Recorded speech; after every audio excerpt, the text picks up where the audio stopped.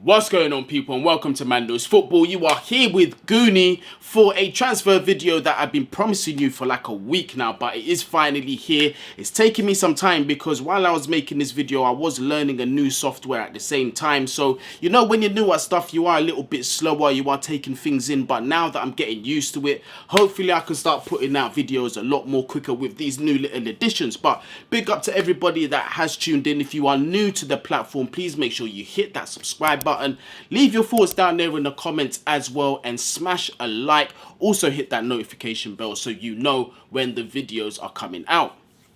Today we are going to be discussing a transfer story that was broken like last week, but we're going to discuss it a little more today. Christopher Nkunku and Joško Gvardiol, both players of RB Leipzig, have been heavily linked with Chelsea Football Club all through the summer. Leipzig were reluctant to let both players go, but now it seems Chelsea are going to reach a breakthrough, certainly with one of the players being Christopher Nkunku, but it's also looking like Joško Gvardiol might follow the same fate. Fingers crossed, because they are both top quality players. We got a chance to see them in action yesterday in the Champions League. Christopher Nkunku, I was keeping an eye on. Joško Gvardiol as well started for Celtic. Also, we got to see Rafael Leao, another Chelsea target that Todd Boehly and the backroom staff have been massively admiring all through the summer, have been chasing him as well. We weren't able to get a deal wrapped up during the summer, but we might be able to follow suit with what we're doing with Christopher Nkunku and perhaps negotiate a deal before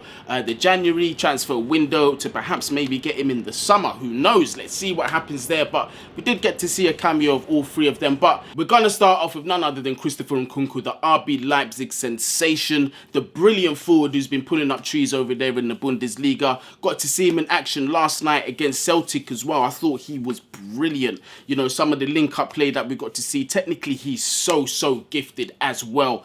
The way he was just getting in behind Celtic's lines, man, and he wasn't even getting out of first gear, so his pace is frightening. Also clinical as well, took his chances, had one goal disallowed, he still took it very well, dinked the goalkeeper, was given another chance, put them to the sword yet again, rounded the goalkeeper, was able to tuck it in the near post at an awkward angle with his weaker foot as well.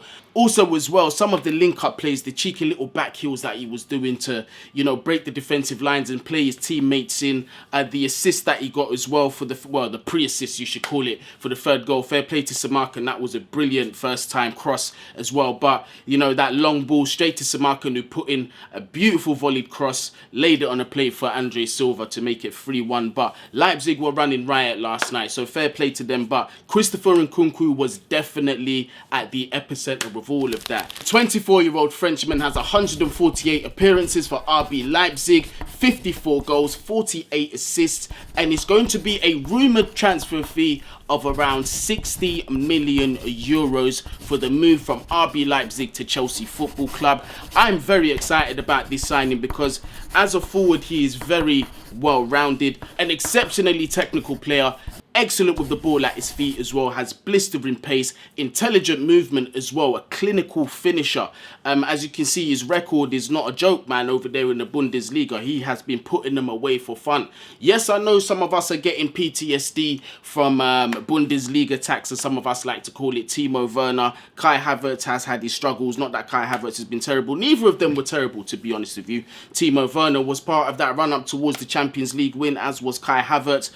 So I'm not really going to sit here and say that they've been bad players, but I feel like this one is a bit of an exception because of just how technically gifted he is. And why I say that is because it allows him to play several different styles of play. Of course, he can play against an opposition that's going to be playing a higher defensive line in games that are a bit more open. He can be on the shoulder of the last defender. More times out of 10, he's going to beat his man with his blistering pace.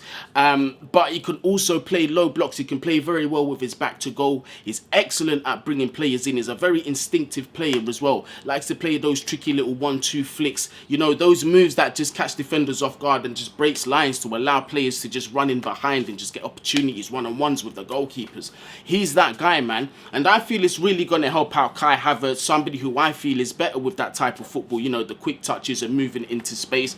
And perhaps the late runs into the box that we so know Kai Havertz for showing over there at Leverkusen. I really think that this could open up Kai and take take some pressure off him, because this is a player that can do all the things that we're asking Kai to do, and it's not necessarily in his skill set like that. But Christopher Nkunku is a very technically gifted player. He can isolate players and beat them one-on-one. He's somebody that defenders are frightened of, you know, making contact with in the box, because he's so quick, because he's so tricky.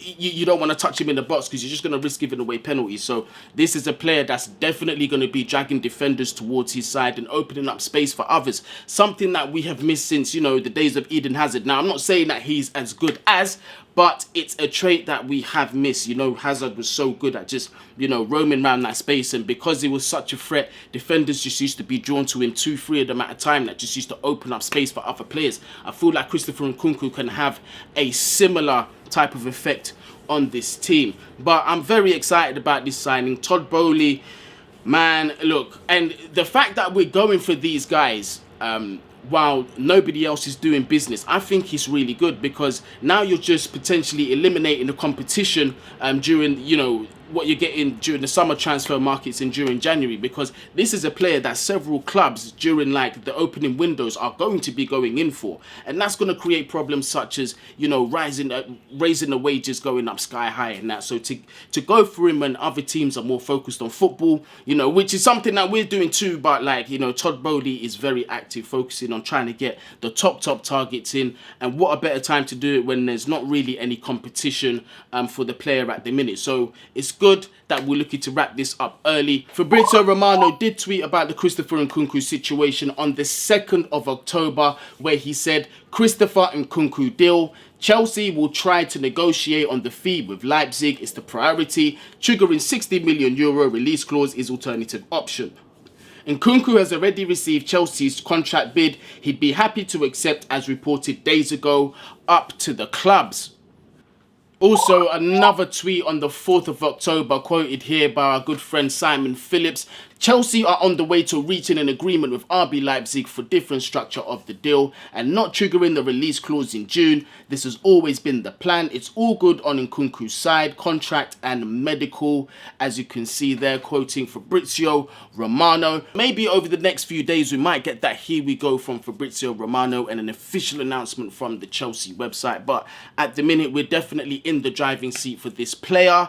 Todd, get it done, get it over the line. He does look very exciting. I do feel that he will fit into this team like an absolute glove. Just given how technically gifted he is, I feel that he's going to slot right in. He's any manager's dream, can adapt to any style of tactic. He's got that intelligence. He can play different styles of football down to his just sheer technical ability as well. And it's just absolute rapid pace as well, man. So I would love to see him in this Chelsea team. So Todd, get this done.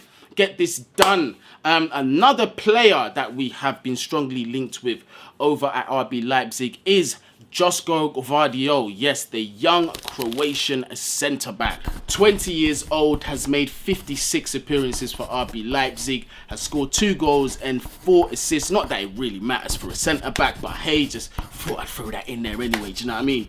Transfer fee of a rumoured €50 million. Now, I remember just after the transfer window closed, we seemed to be trying to wrap up a deal with Joško Gvardiol as well before he signed his new contract. And at that point, RB Leipzig were asking for around like 80 to 90 million euros, something astronomical. I was a bit like shocked with it, but there were rumours coming out that Chelsea were happy to pay that price tag. But it appears that in this new contract that Gvardiol has signed with Leipzig, there has been an agreement to say that if a top European club does come in for him and matches the 50 million euros, they have to allow him to speak to the club and they have to accept the bid. So it looks like Chelsea are also trying to take advantage of this. The young centre-back, one of the hottest talents in Europe. This time it's Matt Law that's given us the details on what's going on with Joško Gvardiol, and it does also give us more of an insight on the Christopher Nkunku deal. Chelsea will try to complete a double raid on RB Leipzig by bringing in defender Joško Gvardiol to Stamford Bridge alongside striker Christopher Nkunku, who has signed a pre-contract agreement. Chelsea are set to pay slightly more than Nkunku's £52.58 million release clause to ensure they sign him next summer, having already put the 24-year-old through medical examinations. Nkunku's pre-contract agreement terms means he will play out the season in Germany before moving to Chelsea, barring any major hitches. So going back to Christopher Nkunku, there is a bit more insight on the deal according to Matt Law. We are a lot closer than what we think. So it is a possibility. Like I said, over the next few days we might get the here we go from Romano, Matt Law's, David Ornstein as well, you know, the main renowned journalist. So I'm quite confident about this still, but you know, you can never be too confident until you see it officially happening. But with Joško Gvardiol, let's get an update on what's going on with the centre-back that Chelsea have been also chasing all summer. Just as Chelsea have capitalised on Nkunku's situation, Gvardiol has a release clause in the Leipzig contract he signed this summer following interest from Chelsea. The Croatian defender's release clause is thought to be set at around £43.6 million, and Chelsea held advanced talks with Leipzig this summer about signing the 20-year-old, who is rated as one of Europe's best defensive prospects. Now, obviously, that's adding alongside to Wesley Fofana, a massive investment that we made over in the summer. Unfortunately, sustained what looked like a bad injury. You know, after the game, there was pictures of him on crutches and a support kind of brace around his knee. So hopefully the scans don't come back with something too bad that will keep him out for a long time. He doesn't need another major injury. Got his goal as well yesterday, so fair play to him in a massive game like that. But to get injured is unfortunate. But to those that are saying we don't need any more centre-backs, Chelsea going for another centre-back yet again. Well, Thiago Silva, as brilliant as he is, this could be his last season at Chelsea. He's getting on, man. He's not getting any younger. Also, as well as Piliqueta, he's going to be heading out of the door soon, I imagine. So we do need more centre-backs. We do need more depth. It's a very important position in football that we can't be neglecting. Chelsea traditionally have always built their teams with a strong back line first and then with advanced forwards. So I'm with the plan. And we have been linked with midfielders as well. I'll be doing another video on midfielders. We'll be discussing Jude Bellingham, Declan Rice, what's going on with Alvarez as well over at Ajax, and several others as well that Chelsea have been strongly looking at. But Joško Gvardiol, I'm not going to go into too much detail in terms of the player profile. I have done a video on him previously before. If you haven't seen it, I will link it in this video, so make sure you go and check that out so you can get more of an insight on the type of player that he is. What I will say is that is somebody I would definitely welcome with open arms at Chelsea Football Club. Top level centre back, left footed as well, so naturally can play that left centre back role, because like I said, I do not feel that Koulibaly naturally is an outside centre back. I think he is more suited to that central centre back role, and perhaps when Thiago Silva moves on, he will be moved to that central role, because Koulibaly is brilliant at you know, ball distribution, passing the ball as well, is excellent at that. Also has good recovery pace as well, so that's a position for me that I feel matches his strength. So to have Gvardiol on one side and Fofana on the other side, that is sounded like a very strong team, balancing experience with youth as well, and top quality youth, you know, some of the best in the world that we're talking about here. So exciting times over at Chelsea Football Club. Let me know what you think. Are you excited to see both of these players coming to Chelsea Football Club? Of course, we know a lot more work needs done. The midfield needs addressing. We are moving in the right direction, you know, making the right moves, looking to employ the right people and really build a bigger dynasty than we've had over the past almost 2 decades now. So big up Todd Boehly for, you know, starting off a brilliant project. Big up Graham Potter as well, man. Showed us some brilliant football yesterday. Although I feel AC Milan were a little poor, particularly in that midfield, but still, man, the football that we played, promising signs, man. Good moving forward. But like I said, people, let me know your thoughts down there.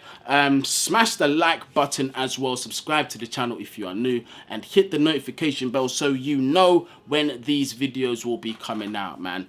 But big up yourself wherever you are, whatever you're doing. Make sure you do stay safe. Up the Chelsea. Bless.